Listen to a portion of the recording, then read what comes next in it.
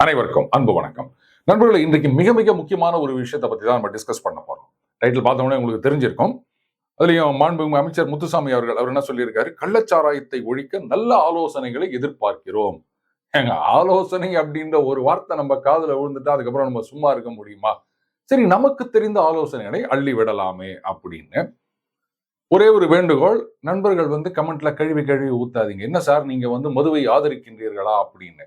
போற போக்க பார்த்தா லெட்டஸ்டே நீங்களே ஒரு சேனல் விவாதத்துல கலந்துக்கிறீங்கன்னு வச்சுக்கோங்களேன். அப்போ ரொம்ப உணர்ச்சி வசப்பட்டு ஐயோ சாராயம் குடிக்கிறது தப்பு, மதுவை ஒழிக்க வேண்டும், மது விலக்க வேண்டும் அப்படின்னு சொன்னா நெறியாளரே குறுக்கிட்டு நீங்க தப்பா பேசுறீங்க, இப்படி எல்லாம் பேசக்கூடாது, மது குடிப்பது ஒவ்வொருடைய உரிமை, அது உழைப்பாளர்களின் கடமை அப்படின்னு உங்களை மைக்கு ஆஃப் பண்ணாலும் ஆச்சரியப்படுவதற்கில்லை. என்ன கேக்குறீங்களா? அதாவது ஒரு காலத்துல சாராயம் குடிக்கிறது அப்படின்றது தப்பான பழக்கமா தான் இருந்தது நம்ம சொசைட்டில. அதுக்கப்புறம் பாத்தீங்கன்னா சோகத்துல சாராயம் குடிக்கிறது எல்லாம் நம்ம சினிமா கத்து கொடுக்குற விஷயம் தானே. அதாவது காதல் தோல்வி அப்படின்னா கையில ஒரு பாட்டிலோட தேவதாஸ் காலத்துல இருந்தே நமக்கு சொல்லி கொடுத்துட்டாங்க. அதுக்கப்புறம் வேற சில தோல்விகள், பிசினஸ் தோல்வி அப்படின்னாலும் சரக்கு அப்படின்ற மாதிரி நமக்கு சொல்லி கொடுத்தாங்க சினிமால. அதுக்கப்புறம் பாத்தீங்கன்னா சந்தோஷமா இருக்கும் போதெல்லாம் சரக்கு அடிக்கணும்னு சொல்லி கொடுத்தாங்க.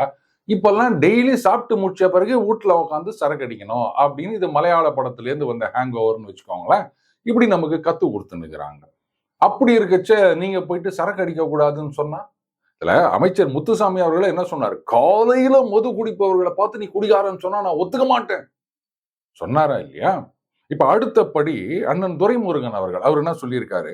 உழைப்பவர்கள் தங்கள் அசதிக்காக மது குடிக்கின்றனர். அவ்வளவுதாங்க. இப்ப இந்த சோகமா இல்ல சந்தோஷமா இல்ல சாப்பிட்டுட்டு குடிக்கிறதா அப்படின்றதெல்லாம் கிடையாது. அன்னைக்கு முத்துசாமி அவர்கள் என்ன சொன்னாரு? இந்த மாதிரி கடினமான உடல் உழைப்பு வேலைக்கு போறவங்க காலையிலேயே குடிச்சிட்டு போறாங்க அப்படின்னு சொன்னாரு. அண்ணன் துரைமுருகன் அவர்கள் நான் சொல்லியிருக்காரு, உழைப்பவர்கள் தங்கள் அசதிக்காக, அசதி அப்படின் போது உழைச்ச பிறகுதான் வரும். சோ இது உழைப்புக்கு பிறகு. முத்துசாமி அவர்கள் சொன்னது உழைப்புக்கு முன்பு, அண்ணன் துரைமுருகன் அவர்கள் சொன்னது உழைப்புக்கு பின்பு. So 2 category. ஒரு ஜஸ்டிபிகேஷன் கொடுத்துட்டாங்க. ரைட். இதுல அண்ணன் துரைமுருகன் இன்னொன்னு சொல்றாரு, டாஸ்மாக் கடைகளில் அரசு விற்கும் மதுவில் கிக்கு இல்லாததால் கள்ளச்சாராயம் குடிக்கின்றனர். அதுக்காக என்ன ஒரு குவார்டர் பாட்டில கொடுத்தவொடனே திரும்பி நிக்க வச்சு பின்னாடி ஒரு கிக்கு விட முடியுமா? ஜோக்ஸ் அப்பார்ட், அரசு விற்கும் மது அவர்களுக்கு சாதாரண குளிர்பானம் போல தெரிகின்றது. ஓகே, இது யாரோ தீவிர மது பிரியர்கள் அவங்க தான் அமைச்சர் அவர்கள் கிட்ட ரெப்ரசன்ட் பண்ணியிருப்பாங்க அப்படின்னு நினைக்கிறேன். அதனால தான் இந்த கருத்தை கூறியிருக்கின்றார்.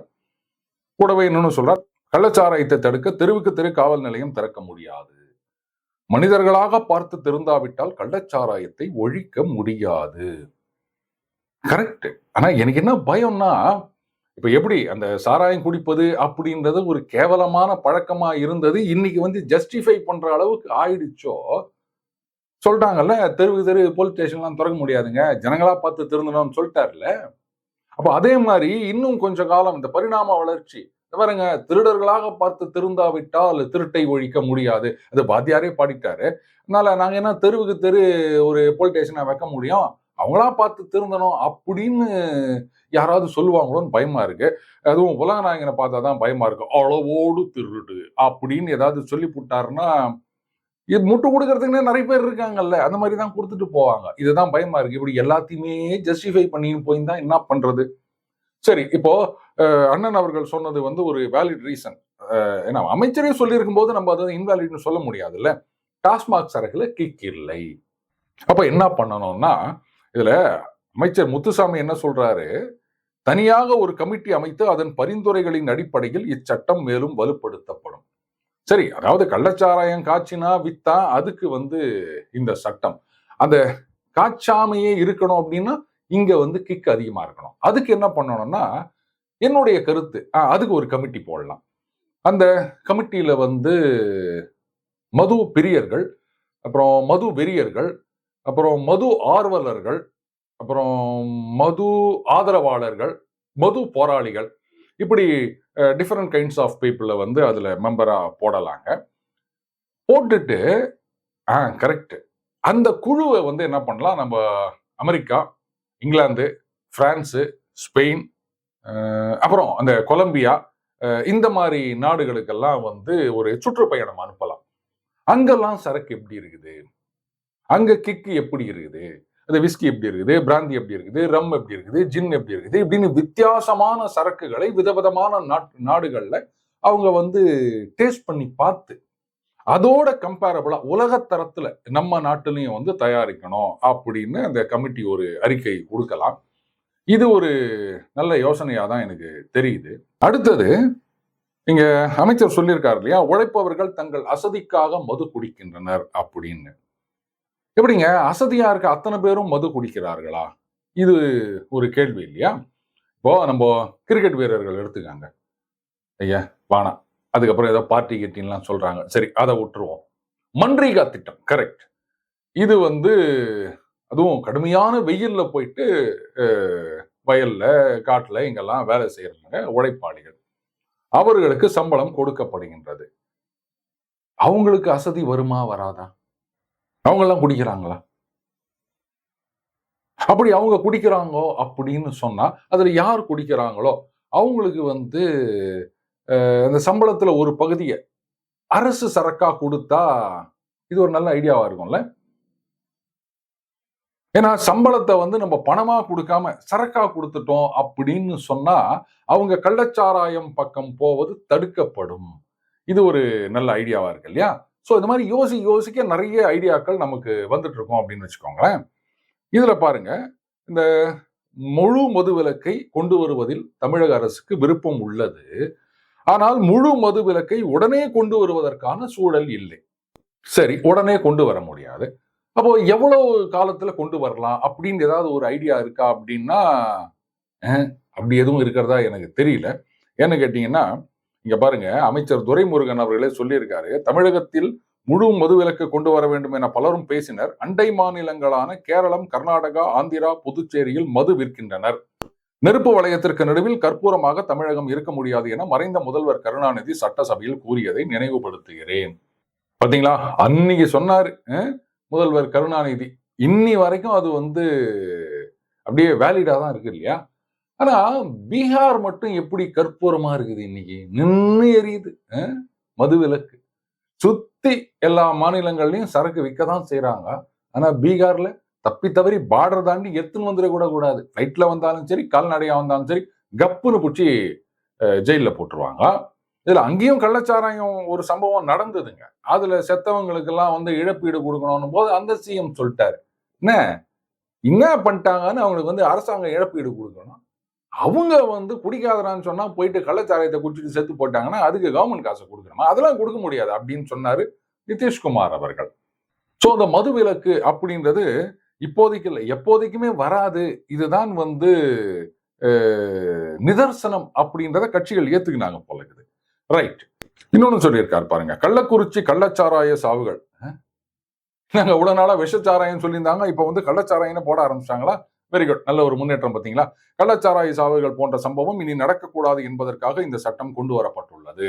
கரெக்ட். முதல்வர் அவர்கள் சொன்னாரு பாருங்க, நாங்க வந்து உடனடியாக செயல்பட்டு நடவடிக்கை எடுத்திருக்கின்றோம், சட்டம்லாம் கொண்டு வந்திருக்கோம் அப்படின்லாம் சொன்னாரு.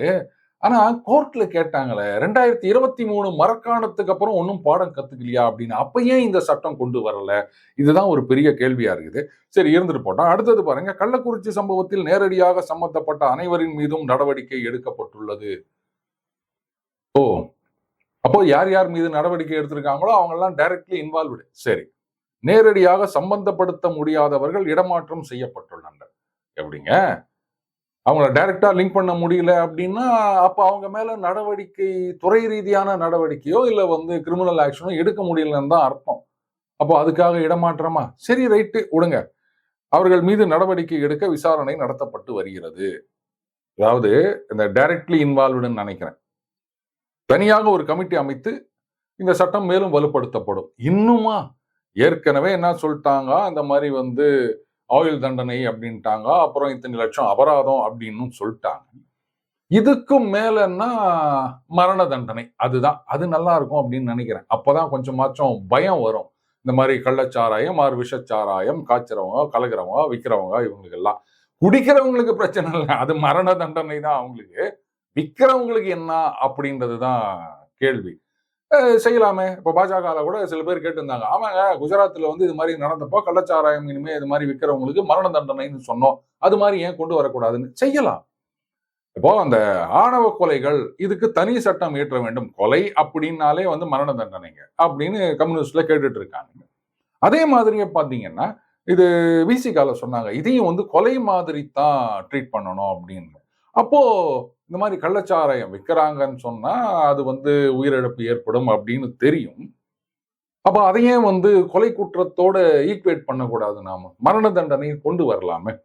ஆனா ஒண்ணு, அந்த சட்டத்தை கொண்டு வந்தா உடனே வந்து ஒரு சிலர் கோர்ட்டுக்கும் போலாம். ஏங்க கள்ளச்சாராயம் குடிச்சாதான் வந்து மரணம் வருமா? ஏன் நல்ல சாராயம் குடிச்சு மரணம் வந்தது பார்த்தது இல்லையா? அப்ப அதுவும் வந்து ஈக்குவேட் பண்ணணும்னு சொன்னா வம்பாயிரும். அதனால வேண்டாம், இது எப்படியே இருந்துட்டு போட்டோம் ஆயுள் தண்டனை அப்படின்றது. ஆனா இன்னொரு ஆச்சரியமான ஒரு செய்தி ஒண்ணு பார்த்தேன். எனக்கே புரியலங்க அது எங்க இது மாதிரிலாம் இருக்கு அப்படின்னு. அதாவது மது அல்லது போதை மருந்தை பயன்படுத்த வேண்டும் என்றோ விற்பனைக்கு இருப்பதாகவோ விளம்பரம் செய்யக்கூடாது. அப்படி செய்தால் 2 ஆண்டுகளுக்கு குறையாத 5 ஆண்டுகள் வரை நீட்டிக்கக்கூடிய கடுங்காவல் தண்டனையும் 1 லட்சம் முதல் 2 லட்சம் வரை அபராதமும் விதிக்கப்படும். இதற்கு முன்பாக 6 மாதங்கள் வரை சிறை தண்டனை அல்லது 1000 ரூபாய் அபராதம் அல்லது இரண்டும் தண்டனையாக விதிக்க சட்டத்தில் கூறப்பட்டிருந்தது. இப்போது அதில் திருத்தம் கொண்டு வரப்பட்டுள்ளது. அதன்படி மது அல்லது போதையை விளம்பரப்படுத்தினால் சிறை தண்டனையும் அபராதமும் அதிகரிக்கப்பட்டுள்ளது.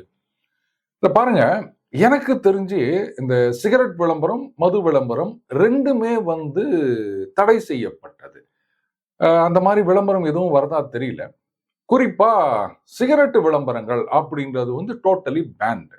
ஆனா பாருங்க, இந்த மதுபானங்கள் அந்த பிராண்ட் அந்த விளம்பரம் மட்டும் ஊடாட நம்ம வந்து பார்க்கக்கூடிய ஒரு சான்ஸ் இருக்கு. என்ன பண்ணுவாங்கன்னா, அந்த பிராண்ட் எல்லாம் வந்து இந்த மியூசிக் சிடி இல்லைன்னா மினரல் வாட்டரு, அது என்ன ஒரு 200 எம்எல் இருக்கும். அப்படி இல்லைன்னா இப்போ வந்து சுகர், ஆமா சர்க்கரை, அந்த சரக்கு பிராண்டில் சர்க்கரையெல்லாம் கூட விற்கிறாங்க. அந்த சர்க்கரையோ இல்லை மினரல் வாட்டரோ மியூசிக் சிடியோ எங்க கிடைக்கும் அப்படின்னு நானும் தேடி தேடி பார்த்துட்டேங்க. நம்ம கடையில் ஒன்றும் மாட்ட மாட்டுது. இதெல்லாம் வந்து கரெக்ட். ஐபிஎல்ல கூட இந்த மாதிரியான கம்பெனிகளுடைய லோகோ ஏன் இல்லைன்றீங்களா? ஏங்க அந்த இங்கிலாந்துல இருந்து ஒரு கிரிக்கெட் பிளேயர் வந்தார் தெரியுமா? முஸ்லீம் ஒருத்தர், பேர் எனக்கு சரியா ஞாபகம் வரல.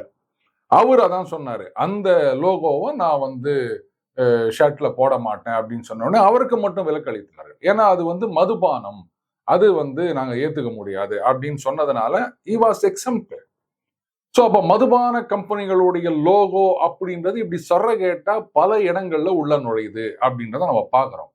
இதுக்கும் இந்த சட்டம் பொருந்துமா? அடுத்தது, மது அல்லது போதை மருந்தை பயன்படுத்த வேண்டும் என்றோ விளம்பரம் செய்யக்கூடாது. விளம்பரம் அப்படின்னா இப்ப இந்த சீரியலுக்கு நடுவுல வருவது அது மட்டும்தான் விளம்பரமா? இல்லைன்னா சினிமால இல்ல ஈவன் இப்ப சில சீரியல் எல்லாம் கூட, அப்புறம் ஓடிடி படங்கள் அதெல்லாம் கூட பாத்தீங்கன்னா, சமீபத்திலே ஒரு படம் வந்தது. அதுல பாத்தீங்கன்னா அந்த போதை மருந்தை சர்வசாதாரணமா யூஸ் பண்ணியிருந்திருப்பாங்க. அதனுடைய அருமை பெருமைகள் எல்லாம் பத்தி நிறைய பேர் சொல்லுவாங்க. அந்த பொண்ணு அவங்ககிட்ட சொல்ல யூஸ் பண்ணு அப்படின்னா இவர் வேணான்வாரு. அதுக்கப்புறம் அந்த பொண்ணு கடைசியில் ஒரு நேரத்துல எனக்கு கொடு அப்படின்னு கேட்கும். இதெல்லாம் விளம்பரம்னு எடுத்துக்கிறதா என்னன்னு எடுத்துக்கிறது? இந்த கதைக்கு ரொம்ப முக்கியமா அது? அப்படிப்பட்ட விஷயத்தை ஏன் காமிக்கிறீங்கன்னு கேட்கிறேன். இந்த கதையெல்லாம் நாட்டுக்கு ரொம்ப அவசியம். நீங்க சொல்ல வந்த விஷயம் வேற.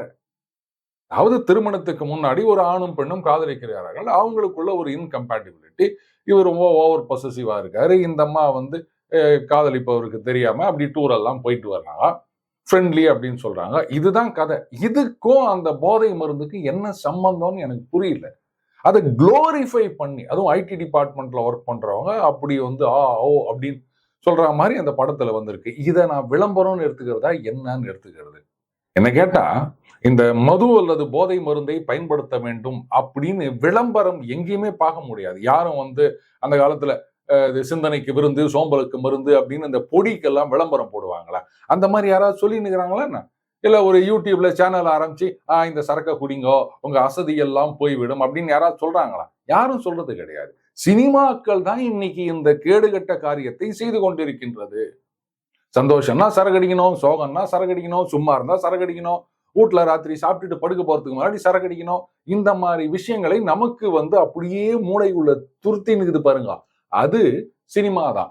ஒரு சினிமால ஒரு டயலாக் வந்தது. அது ஒரு அந்த ஹீரோயின் பேசுற டயலாக். அதுக்கு நெறைய பேர் ஃபயர் வுட்டுன்னு தெரிஞ்சாங்க. அதுல அந்த ஹீரோயின் சொல்லுவாங்க, "அத பாருங்க இதெல்லாம் விளம்பர யுகம். உன்கிட்ட காசு இருக்குதோ இல்லையோ, தேவை இருக்குதோ இல்லையோ, நீ இத வாங்கியே ஆகணும். விளம்பரங்கள் நீ அப்படியே தெருவுல போனியானா, நீ இத வாங்கியே ஆகணும்னு உன் தல்ல கட்டி ஆகும். அதெல்லாம் இல்லன்னா உனக்கு ஒரு ஸ்டேட்டஸே கிடையாது. உன் வீட்ல உன் பொண்டாட்டி மதிக்க மாட்டா. புள்ளைங்க மதிக்காது. நீ ஒண்ணுமே இல்ல. அப்ப கடன உடவ வாங்கி நீ இதெல்லாம் வாங்கி போட்டே ஆகணும். தேவை இருந்தாலும் இல்லாட்டாலும் இதுக்காகவே நீ சம்பாதிக்கிறதுக்கு ஓடினே இருக்கணும். இதையெல்லாம் வித்து ஒருத்தன் காசு பார்த்துட்டு இருப்பான்" அப்படின்னு. அந்த மாரி தானே சினிமால நீங்க செஞ்சு நிக்கிறீங்க. குடி, குடி, குடி, குடின்னு. இது ரொம்ப யோக்கியமா? நீங்க பேசுறீங்களா கம்பெனிகளோட விளம்பரத்த பத்தி? சினிமால வந்து அந்த மது நாட்டுக்கு, வீட்டுக்கு கேடு, குடிப்பழக்கம், உடல் நலத்துக்கு கேடு அப்படின்னு ஒரு டைட்டில் கார்டு போடுறதுனால எல்லாம் திருந்திருவாங்கல்ல. டாஸ்மாக்ல கூட தான் பெருசா எழுதி வச்சுக்கிறோம்.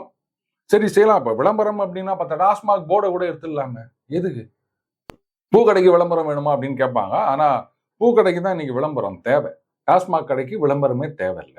எங்க போய் நின்று, ஐயா பக்கத்துல டாஸ்மாக் எங்க இருக்குது அப்படின்னு கேட்டீங்கன்னா, 10க்கு 8 பேர் டக்குன்னு உங்களுக்கு வழி சொல்லிக் குடுப்பாங்க. அதனால அது கவலையே இல்ல. சோ அந்த போர்டு எதுக்கு?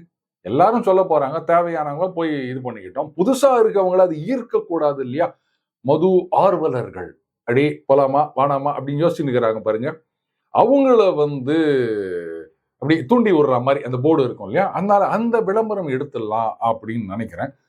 பாருங்க எவ்வளவு ஆலோசனை வருது. நண்பர்களும் வந்து அவங்களுக்கு தெரிஞ்ச ஆலோசனைகள் அப்படியே கமெண்ட்ல அள்ளி விடுங்க. கடைசியா பட்டாசு வெடி விபத்து. இதுல உயிரிழந்திருக்கின்றார்கள் சில தொழிலாளிகள். 3,00,000 ரூபாய் அவங்களுக்கு வந்து அரசாங்கம் நிதி உதவி வழங்கி இருக்கின்றார்கள் அவர்கள் குடும்பத்துக்கு. பட்டாசு தொழில்ல இருக்கவங்க நேர்மையா கஷ்டப்பட்டு உழைச்சி ஒரு வேலை செஞ்சு நியாயமா சம்பாதிக்கிறாங்க. அவர்கள் இழந்தால் 3,00,000 ரூபாய். ஆனா இந்த கள்ள, பார் விஷ, பார் சாராயம், பார் மெத்தனால் இத குடிச்சு சாகிறவர்களுக்கு 10,00,000 ரூபாய். மீண்டும் அடுத்த பதிவில் சந்திப்போம். வணக்கம்.